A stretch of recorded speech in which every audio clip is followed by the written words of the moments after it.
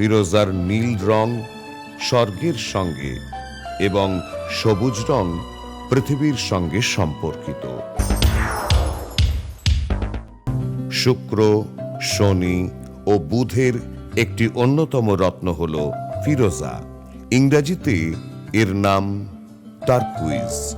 এই রত্নটি তুরস্কের মানুষরা প্রথম ইউরোপীয়দের কাছে এনেছিল। সেই থেকে এর নাম হয় টারকুইজ। মানুষের আবিষ্কৃত প্রথম রত্ন হল ফিরোজা। ইরানের নিশাবুরি নামক শহরের কাছে পৃথিবীর সবচাইতে উৎকৃষ্ট ফিরোজা পাওয়া যায়। মিশরে খ্রিস্টপূর্ব 3000 বছর পূর্বেও ফিরোজার ব্যবহার ছিল। মিশরের তুতেনখামেনের সমাধি ও ফেরাওদের কবরে যে মুখোশ ব্যবহৃত হতো তাতেও ফিরোজা পাওয়া গেছে। শাহজাহানের তৈরি তাজমহলেও ফিরোজার ব্যবহার করা হয়েছিল। আমেরিকা, বুলগেরিয়া, চীন, তিব্বত, অস্ট্রেলিয়া, চিলি, ইরান ইত্যাদি দেশে ফিরোজা পাওয়া যায়। পশ্চিমী সভ্যতায় ডিসেম্বর মাসের বার্থস্টোন হিসেবে ফিরোজার ব্যবহার হয়। বিংশ শতকের প্রথমার্ধ থেকে ফ্যাশন জগতে আলাদা স্থান করে নেয় ইরানের ফিরোজা।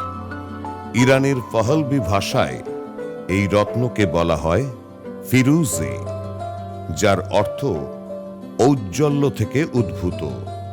ইরানের নিশাপুরের ফিরোজা এবং হীরা দিয়ে ফ্রান্সের সম্রাট নেপোলিয়নের দ্বিতীয় স্ত্রী মারি লুইয়ের মুকুট তৈরি করা হয়েছিল।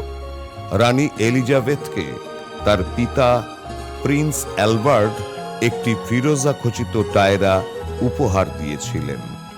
খ্রিস্টপূর্ব 5000 অব্দে ফিরোজার প্রাচীনতম ব্যবহার ছিল মেসোপটেমিয়ায়।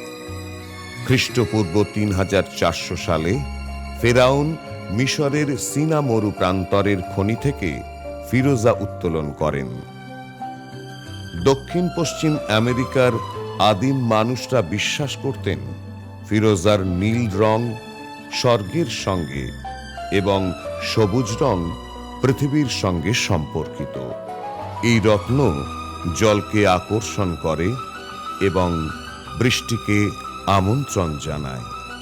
তুর্কি ও পারস্যর সৈনিকরা বিশ্বাস করতেন যুদ্ধের সময় ফিরোজা ঘোড়ায় ব্যবহার করলে তারা ঘোড়া থেকে পড়ে যাবে না এবং যুদ্ধে আঘাত পাবে না। ফিরোজা কুদৃষ্টি থেকে বাঁচায়।